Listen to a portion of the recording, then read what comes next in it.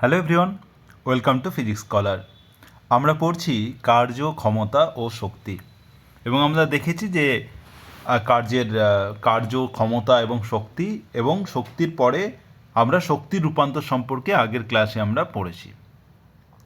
আজকে যেটা নিয়ে পড়বো সেটা হচ্ছে শক্তির অপচয়, এবং তারপরে দেখব যে সংরক্ষী বল এবং অসংরক্ষী বল বলতে আমরা কি বুঝি। শক্তির অপচয় বলতে আমরা কি বুঝি, যে আমরা আগের ক্লাসে বলেছিলাম যে শক্তির যখন রূপান্তর হয়, যে একটা রূপ আছে, ধরো আলোক শক্তি, সেই শক্তি থেকে আমি যখন অন্য কোনো শক্তি পাচ্ছি, ধরো তড়িৎ শক্তি বা কিছু, ঠিক আছে, বা এটা ধরো আমি এইভাবে বললাম যে এটা ধরো যে ধরো তোমার কাছে একটা তড়িৎ শক্তি তুমি দিলে, দিয়ে একটা ধরো যন্ত্র চালাচ্ছ, তুমি কি পাচ্ছ তাহলে? যান্ত্রিক শক্তি পাচ্ছ। তাহলে তড়িৎ শক্তি দিয়ে তুমি যখন যান্ত্রিক শক্তি পাচ্ছ, মানে ধরো কারেন্ট দিয়েছো এবং তুমি একটা যন্ত্র চালাচ্ছ, যন্ত্র যখন চালাও তখন তুমি দেখতে পাবে আর কি পাও। শুধু যান্ত্রিক শক্তি মানে ও কাজ করছে, ঠিক আছে, আর কি পাও? তার সাথে তুমি পাবে, দেখবে একটা শব্দ শক্তি পাবে। শব্দ শক্তিটা কিন্তু সাউন্ডটা যেটা আসবে সেটাই হচ্ছে শব্দ শক্তি। আর তার সাথে দেখবে যে যন্ত্রটা গরম হয়ে যাচ্ছে, তো একটা তাপ শক্তিও বেরোচ্ছে। তার মানে হচ্ছে যখন তুমি তড়িৎ শক্তিকে তুমি যান্ত্রিক শক্তিতে রূপান্তরিত করছো, তখন তার সাথে সাথে তাপ শক্তি, শব্দ শক্তি এগুলো পাচ্ছ। কিন্তু ভেবে দেখো, তুমি এই যান্ত্রিক শক্তি যেটা পাচ্ছ সেটা তুমি কাজে লাগাতে পারছো, ব্যবহার করতে পারছো, ব্যবহারযোগ্য। কিন্তু যে শব্দ শক্তি বেরিয়ে গেল, যে তাপ শক্তি বেরিয়ে গেল, সেটা তুমি কি ব্যবহার করতে পারবে? সেটা কিন্তু আর ব্যবহার করতে পারবে না, ব্যবহার করতে পারা যাবে না। তার মানে কি, যে এই যে শক্তি বেরোলো, শব্দ শক্তি, তাপ শক্তি, এগুলো আর কিন্তু আমরা ব্যবহার করতে পারছি না।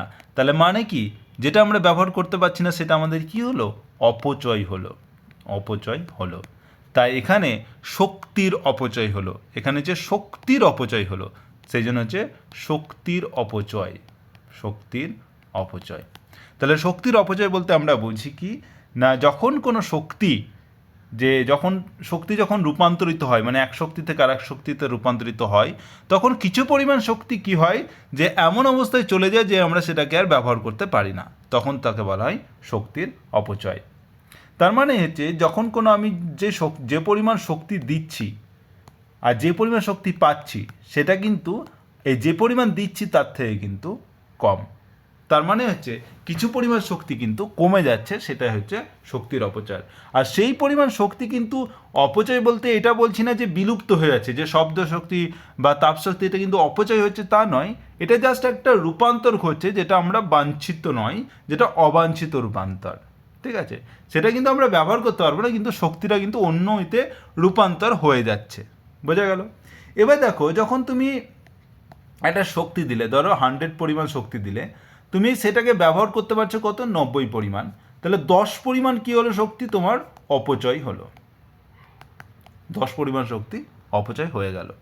এবার এই যে 100 দিয়ে 90 পেলে, তার মানে কি, যে তুমি যন্ত্রটা চালিয়েছিলে, তাকে তুমি 100 দিয়ে তার থেকে 90 পেলে, তার মানে কি, তার একটা কি আছে? কর্মদক্ষতা আছে, যে সে কতটা নিয়ে কতটা দিতে পারবে। তো সেটাই হচ্ছে যন্ত্রের দক্ষতা। মানে একটা যন্ত্রকে যদি তুমি 100 পরিমাণ শক্তি দাও, তাহলে সে 90 পরিমাণ কার্য করতে পারলে তাহলে তার দক্ষতা কত হবে? দক্ষতা বলতে বোঝায় যে যত আমি কাজ, যে যন্ত্র থেকে প্রাপ্ত কার্য, মানে ওই যন্ত্র কতটা কাজ করছে, যন্ত্র থেকে প্রাপ্ত কার্য বাই হচ্ছে যত আমরা শক্তি বাইরে থেকে দিচ্ছি, মানে যন্ত্রে প্রদত্ত শক্তি, এর যে অনুপাত, এবং তাকে যদি আমি 100 দিয়ে গুণ করি, তাহলে আমি একটা পার্সেন্টেজে পেয়ে যাব। এইটাই হচ্ছে যন্ত্রের কর্মদক্ষতা বা যন্ত্রের দক্ষতা। যে যন্ত্র থেকে যে কাজটা পাচ্ছি, মানে 90 ভাগ কাজ পাচ্ছি, তাহলে 90 বসালাম। যন্ত্রে প্রদত্ত শক্তি আমি কত দিয়েছি? 100 দিয়েছি। গণিত আমি যদি 100 করি, তারপরে সেটাই হবে আমাদের তার মানে কি, এটা যদি আমি কেটে দিই তার মানে পাবো 90%, মানে ওর কর্মদক্ষতা হচ্ছে 90%। বোঝা গেল? তাহলে যন্ত্রের দক্ষতা 90% মানে হচ্ছে যদি আমি 100 পরিমাণ 100 একক যদি শক্তি কোনো যন্ত্রে দিই, তার থেকে যদি আমি 90 পরিমাণ কাজ হয়, তাহলে পরে তার দক্ষতা কত? 90%। এবার ঘর্ষণের বিরুদ্ধে কৃতকার্য। আমরা দেখেছি যে যখন একটা নততল আমরা পড়েছিলাম, এরকম যদি নততল থাকে তখন কি হয়, যে এই নততল যদি মসৃণ হয়, যদি নততল মসৃণ হয় তাহলে পরে দেখেছিলাম যে তুমি যদি, যে এইটা যদি এ বিন্দু হয়, এটা যদি সি বিন্দু হয়, তাহলে এ বিন্দুতেই বস্তু থাকুক না কেন বা সি বিন্দুতেই বস্তু থাকুক না কেন, বা মধ্যেখানে কোনো বস্তু যদি ধরো বি বিন্দু হয়, যেখানেই থাকুক না কেন বস্তুর কি হয়, যান্ত্রিক শক্তি সংরক্ষণ হয় বা অপরিবর্তিত থাকে, যান্ত্রিক শক্তি অপরিবর্তিত থাকে। তাহলে যখন কোনো নততলের কথা বলছি, তাহলে নততল মসৃণ হয় তখন হচ্ছে যান্ত্রিক শক্তি অপরিবর্তিত থাকে। কিন্তু বাস্তবে কি মসৃণ নততল পাওয়া সম্ভব? তো বাস্তবে কিন্তু সব নততল মসৃণ নয় এবং ম্যাক্সিমাম বেশিরভাগই হচ্ছে অমসৃণ। তাই অমসৃণ তলের ক্ষেত্রে আমরা দেখব যে যান্ত্রিক শক্তি সত্যিই কি সংরক্ষণ থাকে। তাহলে অমসৃণ নততলের ক্ষেত্রে আমরা দেখব যে যান্ত্রিক শক্তির কি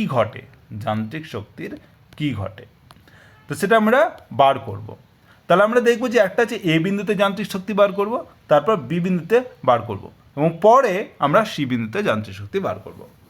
তাহলে এ বিন্দুতে যখন ধরো বস্তুটা আছে তখন ধরো এর উচ্চতা হচ্ছে ধরো এইচ, ঠিক আছে, এটা ধরো এ, এটা ধরো তোমার ই, আর যখন বি বিন্দুতে আছে এটা ধরো তোমার ডি।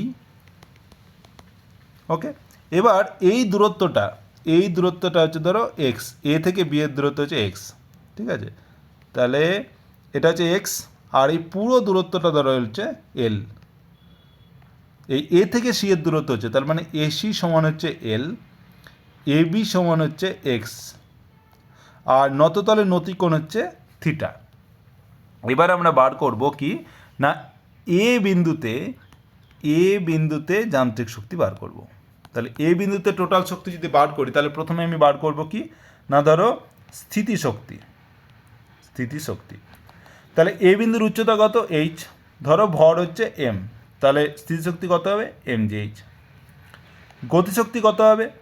যেহেতু এ বিন্দুতে ধরলাম যে বস্তুটা হচ্ছে স্থির, তাহলে বেগ হচ্ছে 0, তাহলে গতিশক্তি হবে হাফ এম ভি স্কোয়ার। তাহলে ভি সমান যদি 0 হয় তাহলে গতিশক্তি হবে 0। তাহলে টোটাল যান্ত্রিক শক্তি, এ বিন্দুতে টোটাল যান্ত্রিক শক্তি কত হবে? স্থিতিশক্তি প্লাস গতিশক্তি মানে হচ্ছে mgh প্লাস 0 মানে হচ্ছে mgh। এটা হলো এ বিন্দুতে যান্ত্রিক শক্তি।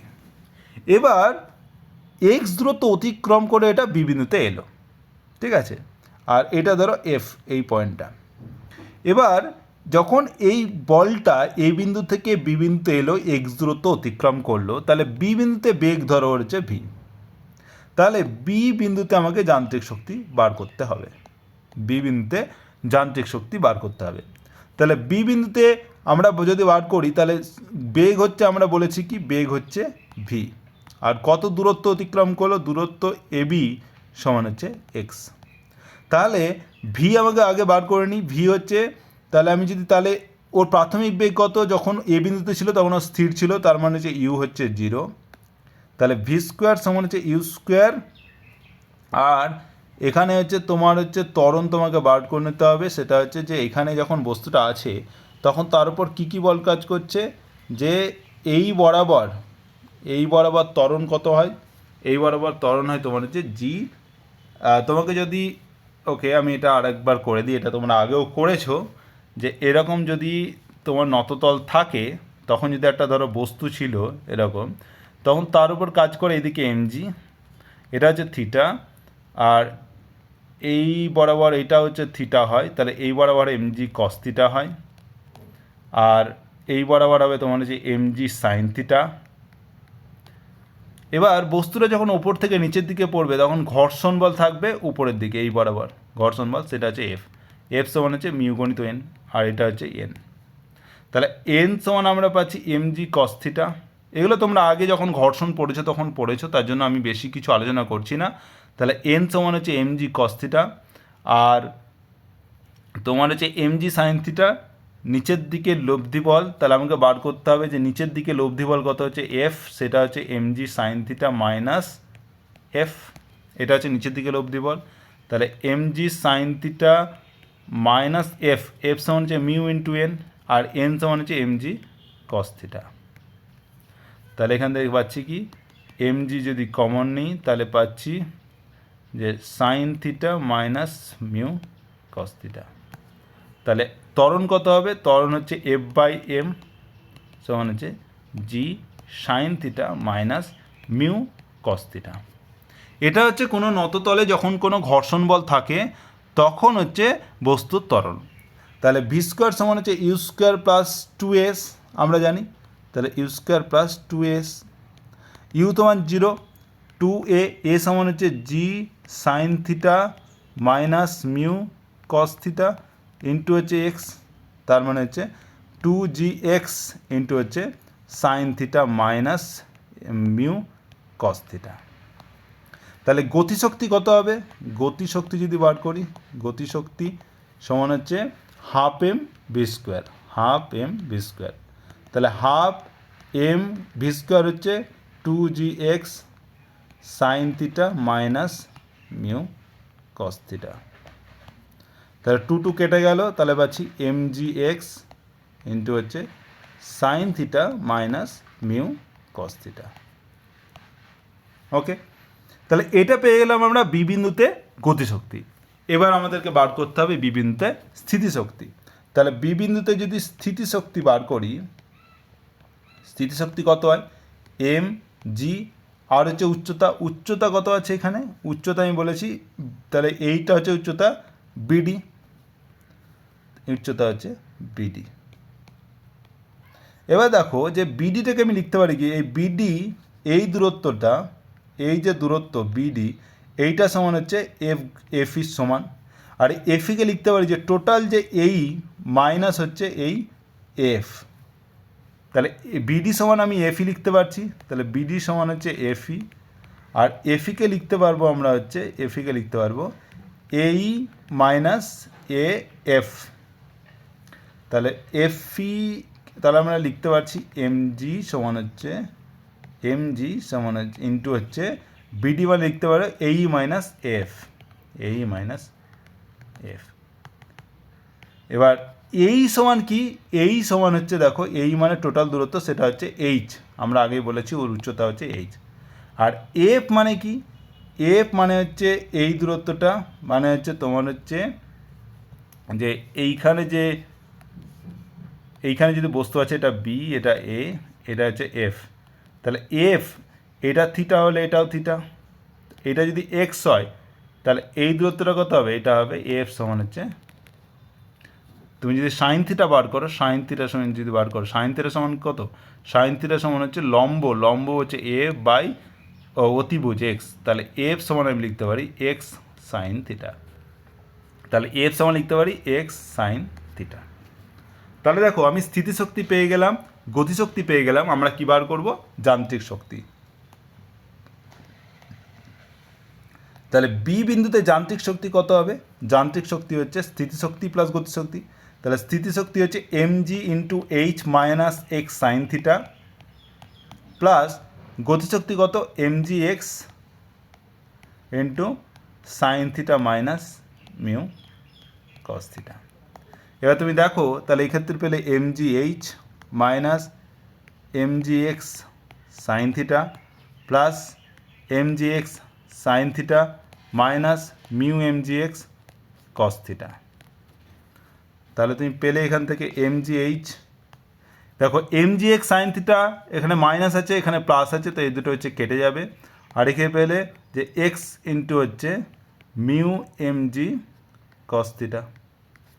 এই মিউ এমজি কস থিটাকে তোমরা দেখো, আমি বলেছি মিউ এমজি কস থিটা মানে হচ্ছে, এখানে দেখো এফ, এফ সমান আমরা লিখেছি মিউ এমজি কস থিটা, তার মানে হচ্ছে মিউ এমজি কস থিটা হচ্ছে এফ, তার মানে এটা হচ্ছে এফ।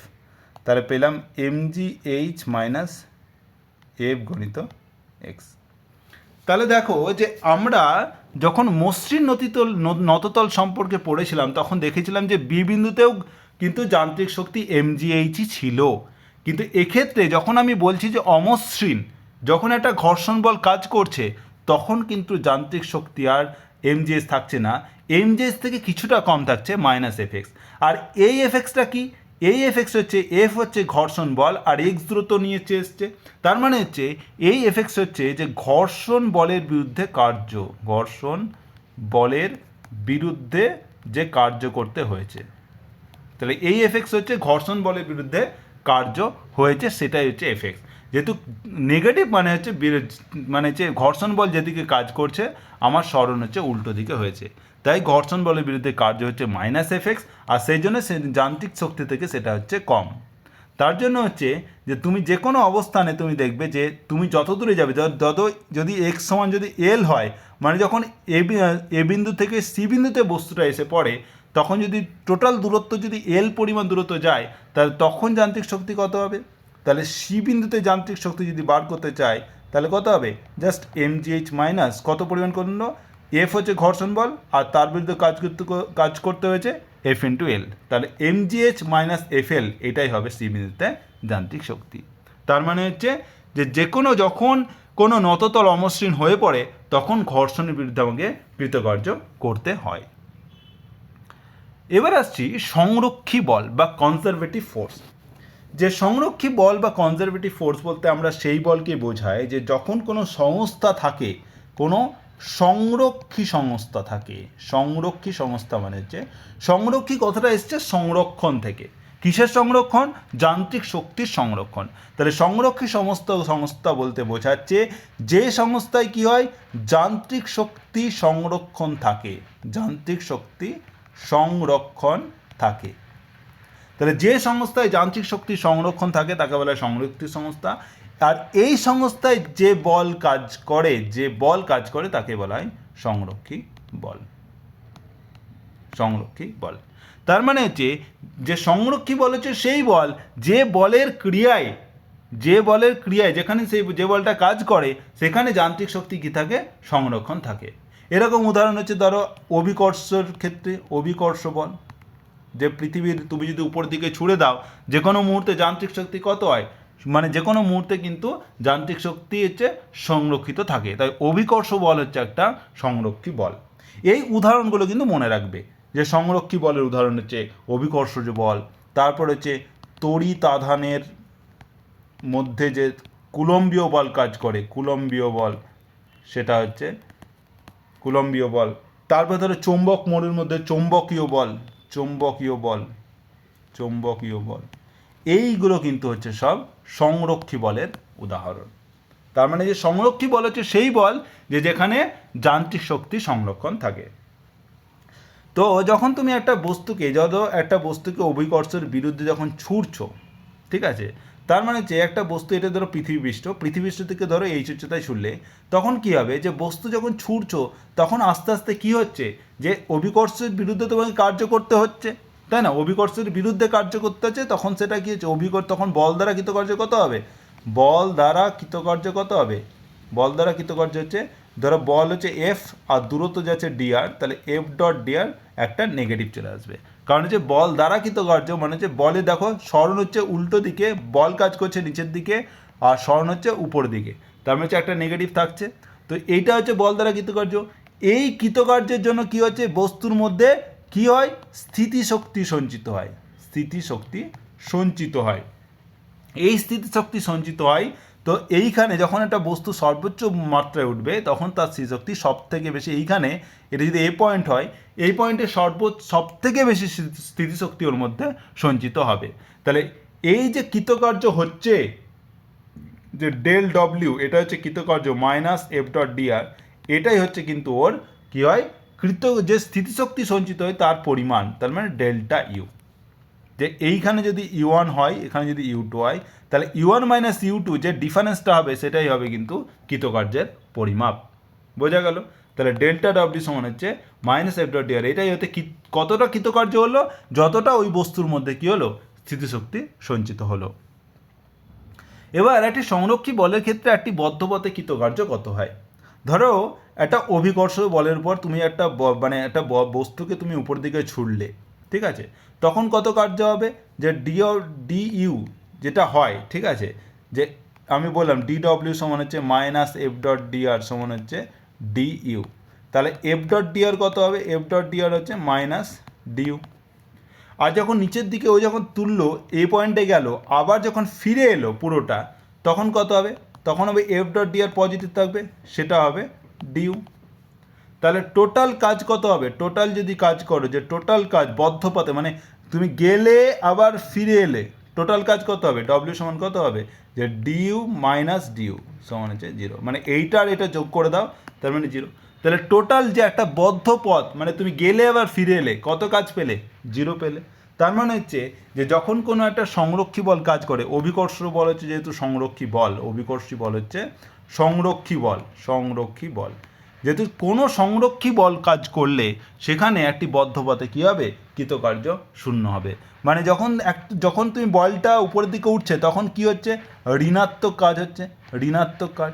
আর যখন বলটা নিচের দিকে নামছে তখন হচ্ছে ধনাত্মক। তাহলে উপর দিকে যখন যাচ্ছে তখন ঋণাত্মক, নিচের দিকে নামছে তখন হচ্ছে ধনাত্মক। এই ধনাত্মক আর ঋণাত্মক যোগ করে কত হয়, টোটাল কাজ হবে 0। তার মানে হচ্ছে একটি সংরক্ষী বলে এটা মনে রাখবে যে সংরক্ষী বলে যখন থাকে তখন হচ্ছে মোট একটি বদ্ধ পথে মোট কৃতকার্য শূন্য হবে। মোট কৃতকার্য কত হবে, 0। কখন হবে, যখন একটা সংরক্ষী বল কাজ করবে,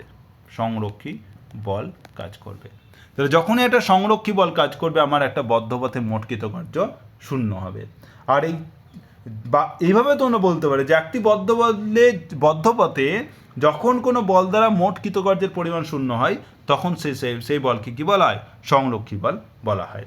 আর এই সংরক্ষী বলের ক্ষেত্রে তুমি একটা জিনিস মনে রাখবে যে কৃতকার্য বলতে কত বলছিলাম, ডিউ, মানে হচ্ছে যতটা, মানে এই যে অবস্থানে ধরো এটা বি অবস্থানে যেটা ধরো কৃতকার্য আর এ অবস্থানে যেটা কৃতকার্য, তাদের যে ডিফারেন্স তুমি যদি বিয়োগ করে দাও তাহলেই কিন্তু এই মোট বদ্ধ পথে কৃতকার্যের পরিমাণ সেটা তুমি পেয়ে গেলে। তার মানে শুধুমাত্র যে দুটি অবস্থানের বিরুদ্ধে, মানে এই ধরো এ বিন্দু থেকে বি বিন্দু যদি কৃতকার্য হয়, মানে বস্তুটা স্মরণ হয়, তাহলে এই দুটি বিন্দুর মধ্যে কৃতকার্যের পরিমাণ কত, যে এই বি বিন্দুতে যতটা হচ্ছে ওর স্থিতিশক্তি মাইনাস এ বিন্দুতে তার স্থিতিশক্তি, মানে স্থিতিশক্তির পরিবর্তন, মানে কৃতকার্যের পরিমাণ শুধুমাত্র তার দুটি অবস্থানের উপর নির্ভর করে। তুমি কোন পথে গেলে, তুমি এইভাবে গেলে না এইভাবে গেলে তার উপর কোনো মানে নির্ভর করে না।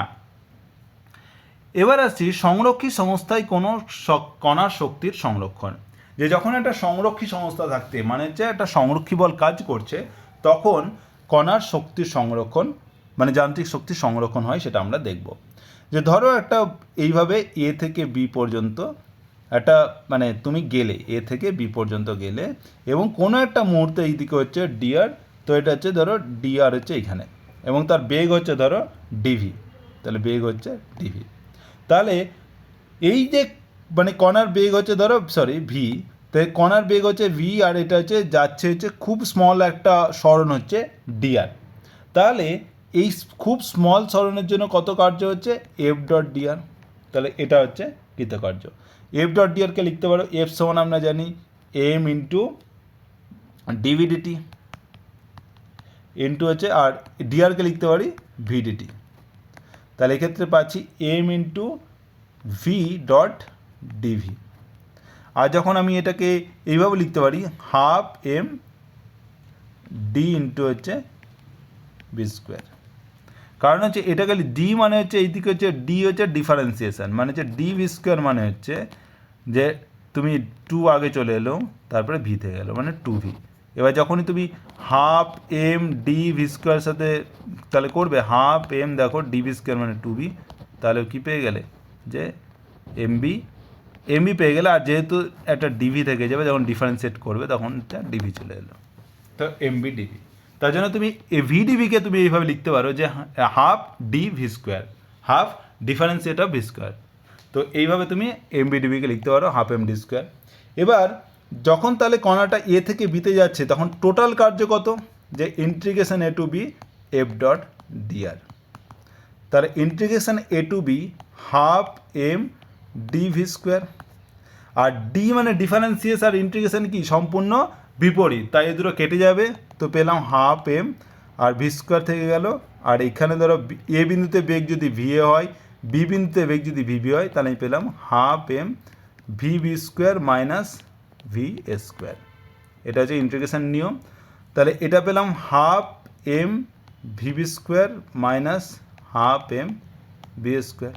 দেখো half M V B square হচ্ছে কাইনেটিক এনার্জি বা গতিশক্তি, কোথায়? বি বিন্দুতে, সেটাকে আমি লিখলাম কেবি।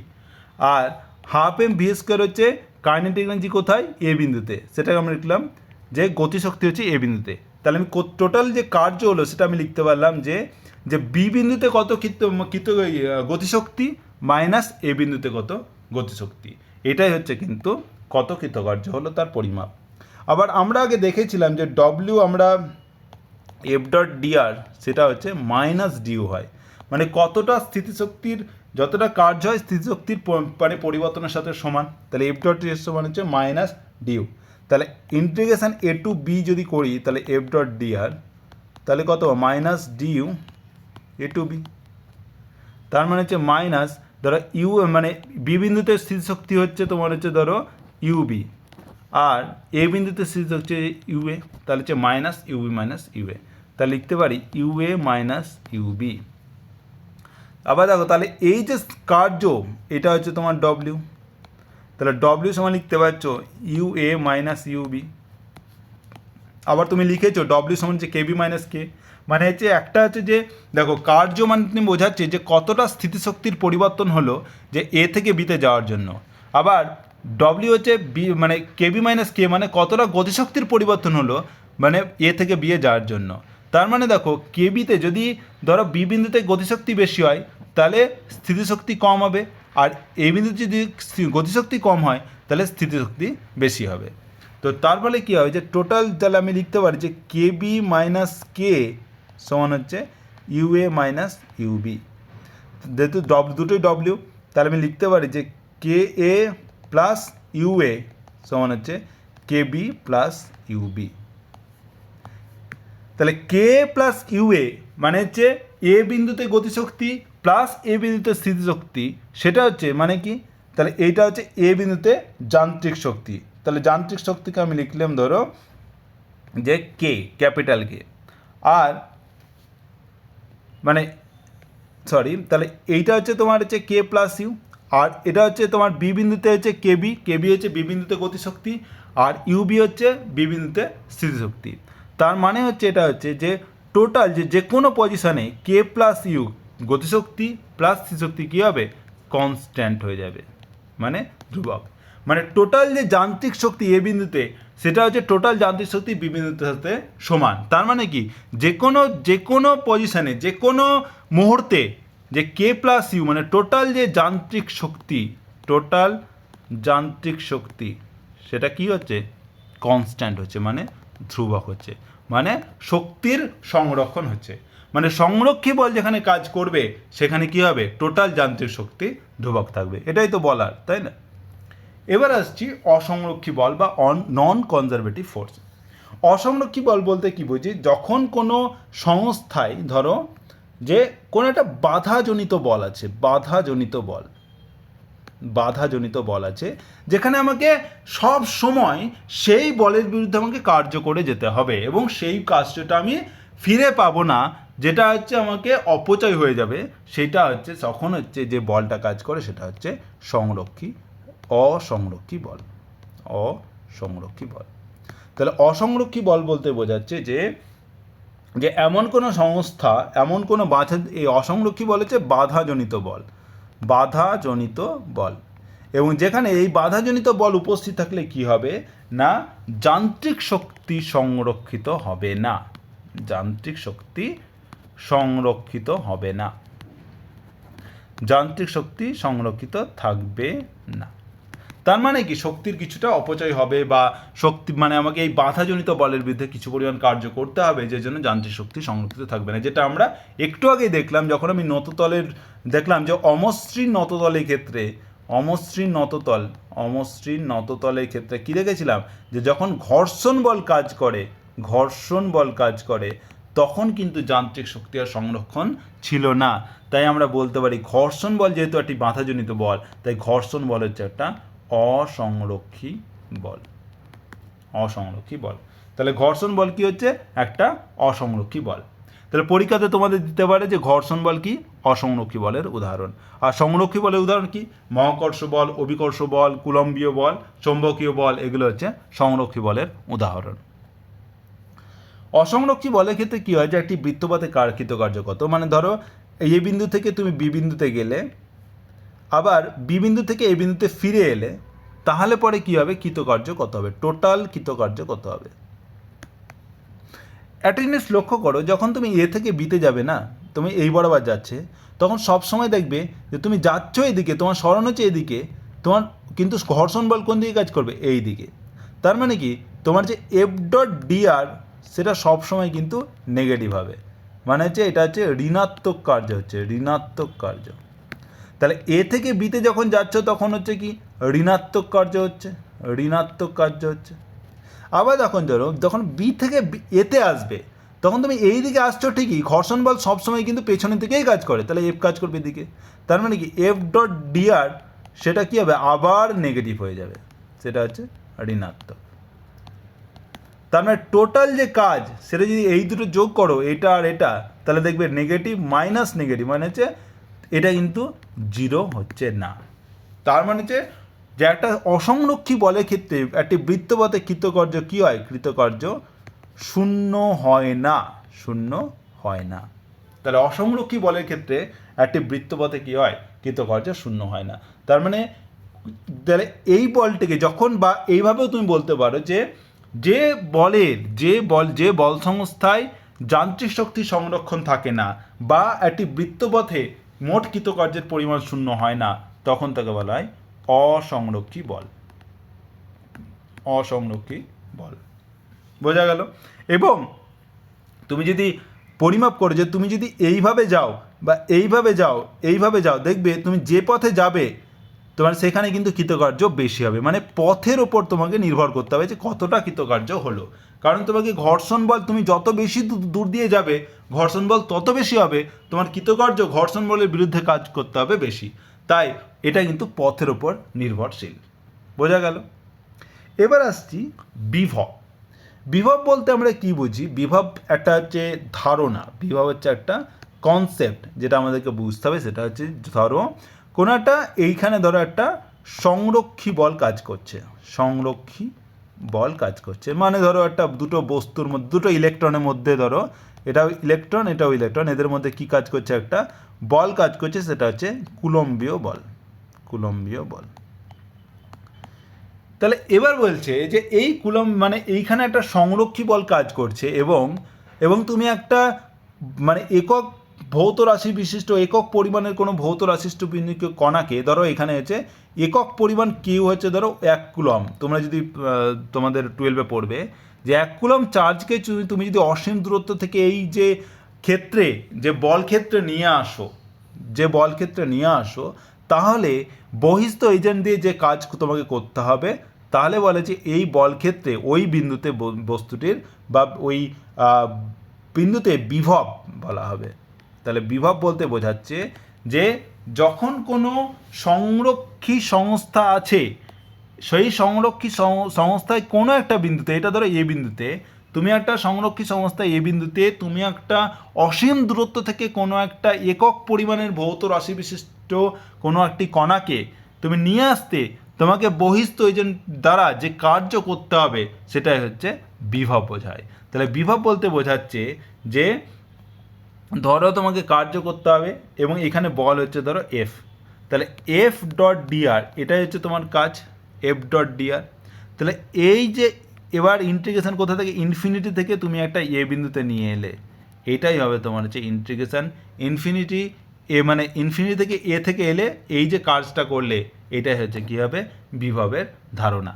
তাহলে বিভব বলতে বোঝাচ্ছে যে কোনো একটা তড়িৎ যখন সংরক্ষী ক্ষেত্র আছে, সে সংরক্ষী সংস্থা আছে, সেই সংরক্ষী সংস্থার কোনো একটা বিন্দুতে তুমি কোনো একটা মানে অসীম দূরত্ব থেকে কোনো একটা একক পরিমাণের কোনো একটা কণাকে নিয়ে এলে, একক পরিমাণ মানে ভর নয়, একক পরিমাণের ভৌত রাশি বিশিষ্ট কোনো একটা কণাকে নিয়ে এলে তাহলে নিয়ে আসতে যে কার্য করতে হবে সেটা হচ্ছে তাকে বলা হয় বিভব। মানে বিভব হচ্ছে কার্যকেই বোঝাচ্ছে বিভব। এবার এই সংরক্ষী সংস্থা বিভিন্ন রকমের হতে পারে। একটা হচ্ছে যদি ধরো সংরক্ষী সংস্থা হয় মহাকর্ষীয় বল যদি কাজ করে, মহাকর্ষীয় বলের ক্ষেত্রে কী হবে, যদি ভর যদি একক হয়, তাহলে বস্তুর ভর যদি একক হয় তখন বস্তুর ভরকে নিয়ে আসতে, অসীম দূরত্ব থেকে নিয়ে আসতে যে কার্য করতে হবে সেটা হচ্ছে বিভব যাবে। বা ধরো কুলম্বীয় বল কাজ করছে, যেটা আমি বলছিলাম, কুলম্বীয় বলের ক্ষেত্রে যে এক কুলম্ব বল মানে তড়িতাধানের কোনো একটা কণাকে যদি নিয়ে আসতে যে পরিমাণ কার্য করতে হবে সেটা হচ্ছে মানে বিভব বোঝাবে। আবার ধরো চৌম্বকীয়র ক্ষেত্রে যদি আমি বলি যে মেরু শক্তি, যে চৌম্বকীয়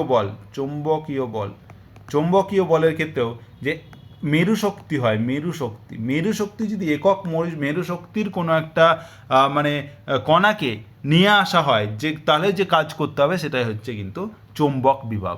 এটা হচ্ছে কুলম্বীয় বলে হচ্ছে তড়িৎ বিভব বলা হয়, আর চৌম্বকীয় বলে হচ্ছে চৌম্বক বিভব বলা হয়। তাহলে আর যেহেতু এটা হচ্ছে কৃতকার্য, যে তাহলে এটা যদি ইন্টিগ্রেশন করো তাহলে কিসের উপর ডিপেন্ড করে, যে ফাইনাল যেখানে নিয়ে এলে আর যেখান থেকে নিয়ে এলে তাদের ভ্যালুর উপর ডিপেন্ড করবে। মানে এফ ডট ডিআর একটা হচ্ছে এ বিন্দুতে, মাইনাস হচ্ছে এফ ডট ডিআর আর ইনফিনিটি, মানে হচ্ছে শুধুমাত্র অবস্থানের উপর ডিপেন্ড করছে, দুটি অবস্থানের উপর, একটা হচ্ছে অন্তিম অবস্থান আর একটা প্রাথমিক অবস্থানের উপর ডিপেন্ড করছে, তাই একে বলা হয় স্থানাঙ্কের অপেক্ষক। তাহলে বিভবকে বলা হবে স্থানাঙ্কের অপেক্ষক। তাহলে হচ্ছে কোথায় আসছে, তাহলে V is a function of X Y Z, এটাকে লিখতে পারি। তাহলে দুই দিকেই যদি আমি ডিফারেন্সিয়েট করি তাহলে ডিভি সমান হচ্ছে ডিভি, আর এটাকে তুমি এইভাবে লিখতে পারো যে D V del V del X, এটা তো পরে পড়বে যে ডেল ভি ডেল এক্স, এটাকে লিখতে পারো D X plus del V del Y D Y plus হচ্ছে del V del Z D Z, এইভাবে লিখতে পারো। আবার ডিভিটাকে তুমি এইভাবে লিখতে পারছিলে যে ডিভিটা সমান হচ্ছে, আমি বলছিলাম যে এটা এফ ডট ডিআর হয় এবং এটা একটা মাইনাস হবে, তো মাইনাস হচ্ছে এফ ডট ডিআর লিখতে পারো। তাহলে এফ ডট ডিআরকে লিখতে পারো মাইনাস এফকে ধরো লিখতে পারো F X I cap plus F Y J cap plus F Z K cap, আর ডিআরকে লিখতে পারো D X I cap plus D Y J cap plus D Z K cap. তাহলে লিখতে পারো minus F X D X plus F Y D Y plus F Z D Z. তার মানে তুমি লিখতে পারছো যে এটাকে লিখতে পারছো, তাহলে তুমি কীভাবে লিখতে পারছো যে এফ এক্সটাকে লিখতে পারছো ডেল ভি ডেল এক্স হিসাবে, এফ এক্স হচ্ছে ডেল ভি ডেল এক্স, একটা মাইনাস আছে, তাহলে এফ এক্স সমান হচ্ছে minus del V del X. তাহলে ক্যাপিটাল এফ সমান লিখতে পারছো যে এফ এক্স হচ্ছে minus del V del X, F Y হচ্ছে minus del V del Y, তুমি জাস্ট এটার সাথে এটাকে কম্পেয়ার করলেই পেয়ে যাবে। তার মানে তুমি পাচ্ছি এফ সমান হচ্ছে minus del V del X হচ্ছে I cap minus del V del Y J cap minus del V del Z K cap. তাহলে এটাকে লিখতে পারো যে মাইনাস যদি কমন নাও তাহলে পাবে I cap del del X, তাহলে plus J cap del del Y plus K cap del del Z বাইরে ভি, আর এটাকে বলে গ্র্যাড অপারেটর, তার জন্য মাইনাস গ্র্যাড ভি। তাহলে এফ সমান হচ্ছে, আমি লিখতে পারি এফ সমান হচ্ছে মাইনাস গ্র্যাড ভি। তাহলে যে বলটা কাজ করছে সেটাকে আমি লিখতে পারি যে বিভব যদি ভি হয়, এটা কিন্তু ভেলোসিটি নয়, এটা হচ্ছে বিভব। তাহলে বিভব বা ইংরেজিতে বলা হয় পোটেনশিয়াল। তাহলে বিভবের যে গ্র্যাডিয়েন্ট সেটা হচ্ছে মাইনাস গ্র্যাডিয়েন্ট, সেটাই হচ্ছে বল। তো এই হচ্ছে তোমার হচ্ছে বিভবের ধারণা। এবার আসছি ভর শক্তির তুল্যতা। যে আইনস্টাইনের যখন আপেক্ষিকতাবাদ তত্ত্ব এলো, থিওরি অফ রিলেটিভিটি, তখন দেখা গেল যে পৃথিবীতে মানে শক্তি আলাদাভাবে ধ্রুবক নয় বা ভর আলাদাভাবে ধ্রুবক নয়, ভর শক্তিতে রূপান্তরিত হতে পারে, আবার শক্তি কিন্তু ভরে রূপান্তরিত হতে পারে।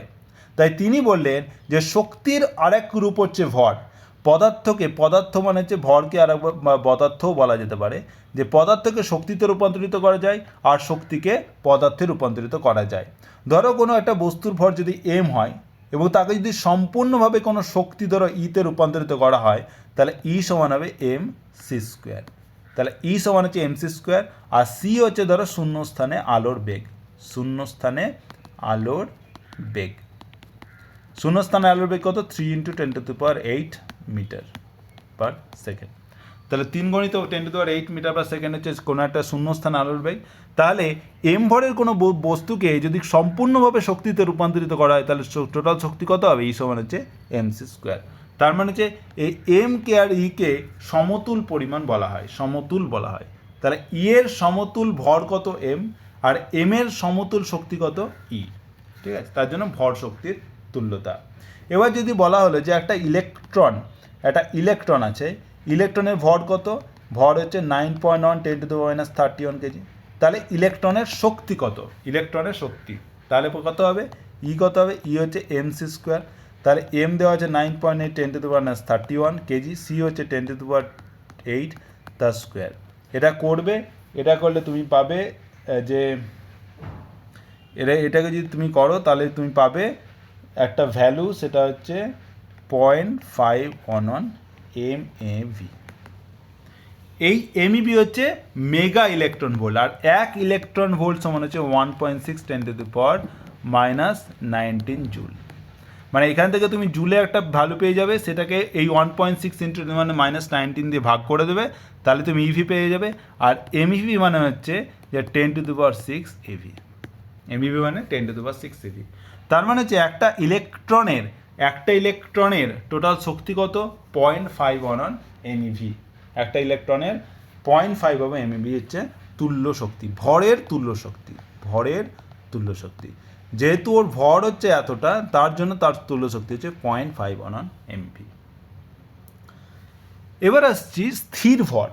স্থির ভর বলতে আমরা ধরো যে আমাদের যে দৈনন্দিন জীবনে দেখতে পাই যে বস্তুর ভর কিন্তু পরিবর্তন হয় না, কিন্তু যদি ধরো কোনো একটা বস্তু প্রচুর বেগে, মানে আলোর গতিবেগের সমান, আলোর বেগে বা আলোর বেগের কাছাকাছি, আলোর বেগ হচ্ছে সি হচ্ছে কত? 3 × 10⁸ মিটার পার সেকেন্ড। আর আমরা খুব কম স্পিডে যাই, একটা গাড়ি খুব কম স্পিডে যায়, তাই না? তো সেক্ষেত্রে কিন্তু সেটা কত হয় যে একটা গাড়ি যদি হয় বা একটা ট্রেন যদি যায় ধরো 150 km/h বেগে, সেটা দেখবে খুব কম হবে, সেটা কিন্তু খুব কম। কিন্তু একটা আলোর বেগ কিন্তু অনেক বেশি। এবার যদি কোনো বস্তু এই আলোর বেগে যদি যায়, তাহলে পরে কী হয়? তার ভর কিন্তু আর একই থাকে না, ধ্রুবক থাকে না, ধ্রুবক থাকে না। তখন ভর কি হয়? ভর হচ্ছে তার বেগের ওপর কী হয়? ডিপেন্ড করে, বেগের ওপর নির্ভর করে। ধরো কোনো একটা বস্তুর যদি বেগ যদি 0 হয়, তখন হচ্ছে বস্তুর ভর হচ্ছে ধরো এম হচ্ছে m0, এবং বেগ যদি ভি অনেক হলো, যে বেগটা হলো সি এর সাথে মানে কম্পারেবল বা তুল্য হলো বা সি এর খুব কাছাকাছি হয়, তখন ভর হবে এম সমান হচ্ছে m0/√1 - v²/c²। সি হচ্ছে আলোর বেগ, ভি হচ্ছে বস্তুর বেগ, m0 হচ্ছে বস্তুর, যখন v = 0 সেটা হচ্ছে বস্তুর ভর। আর তাহলে পরে বস্তুর যে কোনো মুহূর্তে ভর কত, মানে বেগ কত, ভর কত হবে বস্তুর ভর? এম সমান হচ্ছে m0/। এবার ভি সবসময়, এবার কোনো বস্তুর বেগ আলোর বেগের থেকে বেশি হতে পারে না, তার মানে ভি হচ্ছে সি এর থেকে ছোটো, তাহলে v/c হচ্ছে 1 এর থেকে ছোটো, তার মানে 1 - v²/c² হচ্ছে 1 এর থেকে ছোটো। তার মানে হচ্ছে যে এম সমান হচ্ছে m0 বাই হচ্ছে এটা হচ্ছে 1 এর থেকে ছোটো আছে, তার মানে হচ্ছে m0 অলওয়েজ হবে গ্রেটার দেন এম। তাহলে m0 হবে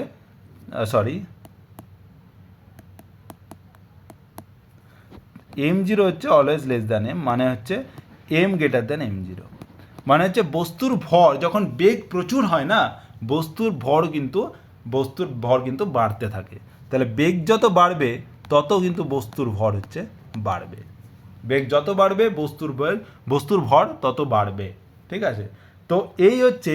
এবার দেখো যে m0 যেটা বললাম সেটা হচ্ছে যখন কোনো বেগ হচ্ছে 0 বা খুব কম, তখন এই ভরটাকে m0কে বলা হয় স্থির ভর, স্থির ভর, বা ইংরেজিতে বলা হয় রেস্ট মাস, ইংরেজিতে বলা হয় রেস্ট মাস বা স্থির ভর। তো তাহলে একটা জিনিস এখান থেকে মনে রাখবে, যখন বস্তুর বেগ ভি যখন অনেক বেশি হয়, প্রচুর বেশি, যেমন একটা ইলেকট্রনের বেগ বা একটা ধরো কোনো একটা কণা, পারমাণবিক কণার বেগ, তখন হচ্ছে তাদের যে বেগ সেটা কিন্তু সি এর সাথে খুব কাছাকাছি হয়। শুধুমাত্র তখনই কিন্তু বস্তুর বেগ কিন্তু বাড়তে থাকে, বস্তুর ভর বাড়তে থাকে বেগের সাথে, এবং সেটা বেগের উপর ডিপেন্ডেন্ট। ভর শক্তির একক, যেহেতু আমি বললাম একটু আগে যে যদি ধরো 1 কেজি যে মানে একটা ইলেকট্রনের ক্ষেত্রে আমি বললাম যে একটা ইলেকট্রনের স্থির ভর কত, একটা ইলেকট্রনের স্থির ভর হচ্ছে 0.5 MeV। তার মানে হচ্ছে একটা ভর বা একটা শক্তি অ্যাকচুয়ালি কী হয় যে যখন তোমার যে প্রচুর বেগ মানে বেশি হয়ে যায় তখন ভরের একক মানে শক্তির একক কী হয় আমরা সমতুল ধরে নিই। তাহলে আমি ভরকে কিন্তু শক্তির একক মানে ইলেকট্রন ভোল্ট হচ্ছে একটা শক্তির একক, ইলেকট্রন ভোল্ট হচ্ছে একটা শক্তির একক, সেটা দিয়েও প্রকাশ করতে পারি। ঠিক আছে। আর ভর শক্তি সংরক্ষণ সূত্র বলতে এটাই বোঝাচ্ছে যে যেটা বললাম যে আপেক্ষিকতাবাদ তত্ত্ব থেকে, যে ভর ও শক্তি কী হয় যে পদার্থ শক্তিতে রূপান্তরিত হতে পারে, আবার শক্তি পদার্থে রূপান্তরিত হতে পারে। আর প্রকৃতিতে টোটাল যে পদার্থ প্লাস শক্তি টোটাল যে জিনিসটা সেটা কী হবে সবসময় ধ্রুবক থাকবে। এটাই হচ্ছে ভর শক্তির সংরক্ষণ সূত্র, যেদের রূপান্তর সম্ভব কিন্তু টোটালটার কী হবে সৃষ্টি বা বিনাশ করা সম্ভব নয়। আমরা অনেক সময় ভর থেকে শক্তি রূপান্তর করতে পারি, যেমন ধরো একটা ইলেকট্রন যদি নাও আর একটা পজিট্রন নাও, পজিট্রন মানে হচ্ছে ইলেকট্রনের সমান ভর কিন্তু মানে তড়িতাদানটা হচ্ছে পজিটিভ, এরা যদি মিশে যায় তাহলে কী হবে একটা গামা রশ্মি তৈরি হয়, গামা রশ্মি তৈরি হয়। গামা রশ্মি কিন্তু কোনো ভর নেই, তার কোনো ভর নেই। তাহলে এর কি ইলেকট্রনের ভর ছিল কত 9.20 × 10⁻31 কেজি, পজিট্রনেরও ভর হচ্ছে 9.10⁻31 কেজি। দুটো ভর মিলেমিশে কত হলো গামা রশ্মি কত হলো। এবার একটা ইলেকট্রনের তুল্য শক্তি কত 0.51 MeV, আর একটা পজিট্রনের হচ্ছে -0.51 MeV। তাহলে দুটো যোগলে গামার কত হবে 0.5 প্লাস 0.5 তাহলে হবে 1.02 MeV। তাহলে একটা গামা রশ্মির শক্তি কত হবে 1.02 MeV, এর কোনো ভর থাকবে না। তার মানে কি যে তুমি ভর থেকে তুমি পুরোটাই শক্তিতে, কিন্তু এটা পুরোটাই কিন্তু শক্তি, তাহলে ভর থেকে শক্তিতে রূপান্তর হলো। আবার শক্তি থেকে ভরের রূপান্তর যখন ধরো একটা গামারে একটা নিউক্লিয়াসের কাছে আছে, একটা নিউক্লিয়াসের কাছে আছে, তখন সেটা আবার ভেঙে একটা ইলেকট্রন আর একটা পজিট্রনে ভেঙে যায়। তাহলে গামারের যদি শক্তি হয় 1.02 MeVর বেশি, তাহলে পরে সেটা ভেঙে গিয়ে একটা হচ্ছে ইলেকট্রন দেবে যার ভর হবে 0.51 MeV, আর এরও ভর হবে 0.51 MeV। এটা হচ্ছে পজিট্রন MeV। তার মানে হচ্ছে একটা শক্তি ছিল, পুরোটাই শক্তি থেকে আমরা কিন্তু ভর পেয়ে গেলাম, যেটা হচ্ছে এটা মানে হচ্ছে 9.1 × 10⁻31 কেজি, এটারও ভর পেলাম, মানে দুটো ভর বিশিষ্ট কণা পেলাম একটা শুধুমাত্র শক্তির কণা থেকে। তার মানে শক্তি থেকে ভরে রূপান্তর করতে পারবো। ওকে, এবার হচ্ছে দুটো উদাহরণ দেখে নেব। যে 250 নিউটন ওজন বিশিষ্ট একটি ব্লককে সমবেগে একটি অনুভূমিক তলের উপর দিয়ে এত মিটার দূরত্বে টানা হলো। ধরো একটা ব্লক আছে এখানে, এই ব্লককে টানা হলো কত ওজন 250 নিউটন, এই দিয়ে কাজ করছে, তার মানে mg হচ্ছে 250 নিউটন। সমবেগে টানা হলো আর 10 মিটার দূরত্বে টানা হলো। কতটা দূরত্ব গেল, দূরত্ব ডিস্টেন্স হচ্ছে 10 মিটার। ব্লক ও তলের মধ্যে চলঘর্ষণ গুণাঙ্ক হচ্ছে 0.2, তাহলে মিউ হচ্ছে 0.2। তার মানে যখন টানছে তখন অবশ্যই যদি এদিকে টানে তাহলে এদিকে আসবে এফ, আর এটা হচ্ছে এমজি, তাহলে এন কাজ করছে এদিকে, এন সমান হচ্ছে এমজি। প্রযুক্ত বল হচ্ছে এই ক্ষেত্রে হচ্ছে এন। প্রযুক্ত বল উল্লম্ব রেখার সঙ্গে 60 ডিগ্রি কোণে আনত থাকে। তার মানে হচ্ছে উল্লম্ব রেখা হচ্ছে এটা, তার সাথে 60 ডিগ্রি কোণ মানে এইভাবে, এইটা হচ্ছে তোমার 60 ডিগ্রি, এটা হচ্ছে প্রযুক্ত বল। তাহলে প্রযুক্ত বল দ্বারা কৃতকার্যের মান কত? তাহলে প্রযুক্ত বল তার মানে হচ্ছে এইভাবে তোমাকে অনুভূমিক দিকে এই দিকে মানে তোমাকে এফ কাজ করছে এদিকে, আর অনুভূমিক দিকে সরণ কত হচ্ছে 10 মিটার। তাহলে কত কাজ করছে দেখ, এফ মানে এই বরাবর হচ্ছে এফ, তোমার হচ্ছে এই বরাবর হবে এফ cos 60 ডিগ্রি, আর এইদিকে হবে এফ sin 60 ডিগ্রি। তার মানে তুমি তাহলে কী কী বল পাচ্ছ একবার দেখে নিই। যে তোমার হচ্ছে এই দিকে কাজ করছে এমজি, এইদিকে কাজ করছে N plus F cos 60 degree, এইদিকে কাজ করছে এফ sin 60 ডিগ্রি, আর এদিকে কাজ করছে মিউ গণিত এন। তার মানে হচ্ছে এবার লিখতে পারি তাহলে N plus F cos 60 degree সমান হচ্ছে mg, তাহলে n সমান হচ্ছে mg minus f cos 60 degree. আবার যেহেতু বলছে যে বস্তুর সমবেগে যাচ্ছে মানে কোনো ত্বরণ নেই, তাহলে এই ডান দিকে যে বল হবে বাঁ দিকে বলের সাথে সমান হবে, মানে হচ্ছে এই এফ সাইন 60 ডিগ্রি মানে লব্ধি কোনো বল নেই, তার মানে হচ্ছে এফ সাইন 60 ডিগ্রি সমান হচ্ছে মিউ এন। তার মানে হচ্ছে আর সাইন 60 মানে √3/2 এফ সমান হচ্ছে মিউ গণিত এন, আর এন সমান হচ্ছে mg minus F cos 60 degree মানে হচ্ছে f/2। তোমাকে তাহলে এখান থেকে বার করতে হবে √3/2 এফ প্লাস হচ্ছে মিউ f/2 সমান হচ্ছে মিউ mg। তো এখান থেকে তোমাকে বার করতে হবে এফ, তাহলে এফ যদি কমন নাও তাহলে তুমি পেলে √3/2 প্লাস মিউ/2 সমান হচ্ছে মিউ mg। তোমার mgর মান দেওয়া আছে আর মিউ এর মান দেওয়া আছে, তাহলে তুমি এফ এর মান পেয়ে যাবে। তো এফ এর মান যদি বার করো তাহলে তুমি পাবে তোমার হচ্ছে অ্যারাউন্ড 50/0.966 নিউটন। যেগুলো তুমি এটা বসিয়ে দেখবে হচ্ছে কি না। তাহলে এফ পেয়ে গেলে এটা, আর তাহলে কত কার্য হবে যে তোমার স্মরণ হচ্ছে এই বরাবর তোমার স্মরণ হচ্ছে কত 10 মিটার দেওয়া আছে, তাহলে এর সমান 10 মিটার, আর এই বরাবর বল কত এফ সাইন 60 ডিগ্রি। তাহলে কৃতকার্য কত হবে? কৃতকার্য হচ্ছে এফ সাইন 60 ডিগ্রি গণিত হচ্ছে স্মরণেশ, তাহলে √3/2 এফ ইন্টু এস হচ্ছে 10, আর এফ এর মান তুমি বার করছো, এটা যদি বসিয়ে দাও তুমি পাবে 448.25 জুল। বোঝা গেল? এইভাবে করতে হবে। যেহেতু এখানে সমবেগে বলা আছে মানে হচ্ছে বস্তুর কোনো ত্বরণ নেই, তার মানে বস্তুর ওপর লব্ধি বল 0, সেটা ধরেই করতে হবে। এবার হচ্ছে আর একটা কোশ্চেন যে 1000 কেজি ভরের একটি গাড়ি 1/50 বা 1/50 নতি বিশিষ্ট একটি ঢালু তলে 40 কিলোমিটার/আওয়ার বেগে উঠছে। তাহলে একটা নতি বিশিষ্ট একটা নততল আছে, এখানে একটা গাড়ি হচ্ছে উঠছে, এটা ধরো গাড়ি, আর গাড়ির ভর হচ্ছে এম দেওয়া আছে 1000 কেজি, আর নতি বিশিষ্ট একটি ঢালুতল, তাহলে এটা হচ্ছে তোমার গাড়ি, তাহলে এটা হচ্ছে থিটা, তাহলে নতি হচ্ছে ট্যান থিটা বলছে 1/50। আবার দেখো নতি হচ্ছে অনেক কম, তার মানে থিটা হচ্ছে অনেক কম। রাস্তার সঙ্গে আর বেগ দেওয়া আছে 40 কিলোমিটার/আওয়ার। এটাকে যদি করে নাও 40 গণিত কিলোমিটারকে 1000/3600, এটা যদি করো তাহলে পাবে তুমি হচ্ছে 11.11 মিটার/সেকেন্ড। এবার দেখো বস্তুর এটা হচ্ছে বেগ দেওয়া আছে, গাড়ির বেগ দেওয়া আছে, আর গাড়ির চাকার আবর্ত ঘর্ষণ গুণাঙ্ক মিউ দেওয়া আছে 0.3, মানে হচ্ছে বস্তু যখন যাচ্ছে এইদিকে কাজ করছে এফ, এদিকে কাজ করছে এমজি, এদিকে কাজ করছে এটাও থিটা, তাহলে এমজি কস থিটা দিয়ে কাজ করছে, এদিকে কাজ করছে এন, আর এদিকে কাজ করছে এমজি সাইন থিটা। তার মানে হচ্ছে এফ সমান হচ্ছে মিউ এন আর এন সমান হচ্ছে এমজি কস থিটা। তাহলে টোটাল দেখো নিচের দিকে কী কী বল কাজ করছে, একটা হচ্ছে এফ কাজ করছে আর একটা হচ্ছে এমজি সাইন থিটা কাজ করছে। তাহলে টোটাল নিচের দিকে লব্ধি বল কত হচ্ছে এমজি সাইন থিটা প্লাস হচ্ছে এফ, তার মানে হচ্ছে MG sine theta plus F সমান হচ্ছে মিউ এমজি কস থিটা। এটা হচ্ছে তোমার লব্ধি বল নিচের দিকে কাজ করছে এবং সেই বলের বিরুদ্ধে গাড়িটা উপরের দিকে উঠছে। তাহলে গাড়িটা উঠছে, তাহলে গাড়ির উপর প্রযুক্ত বল কত? প্রযুক্ত বল নিচের দিকে হচ্ছে এতটা বল।